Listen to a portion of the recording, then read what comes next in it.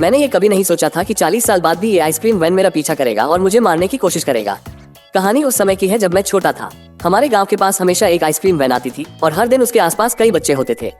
एक दिन मुझे गलती से पता चला कि आइसक्रीम बेचने वाला अंकल वास्तव में एक मानव तस्कर है। उस समय मैं लगभग पकड़ा गया था, लेकिन मैं उसके हाथ से भागने में सफल रहा। हाल ही अंकल वापस आया।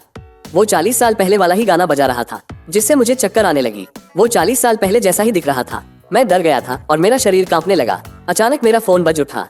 वो मेरी पत्नी थी, मुझे मेरी बच्ची को स्कूल से लाने के लिए याद दिला रही थी। जब मैं स्कूल पहुंचा तो मैंने देखा कि मेरी बेटी हाथ में आइसक्रीम का कोन लिए हुए थी। मैंने उससे पूछा कि वो कहां से लाया, तो उसने आइसक्रीम वैन की ओर इशारा करते हुए कहा, इस अंकल ने मुझे आइसक्रीम दी।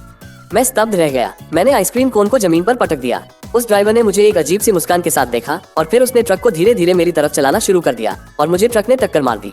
और मैंने देखा कि वैन ड्राइवर ने मुझे पकड़ लिया और कहा, अंत में मैंने तुम्हें पकड़ ही लिया। और वो फिर हंसने लगा। उस क्षण मुझे एहसास हुआ कि सब कुछ सिर्फ एक सपना था।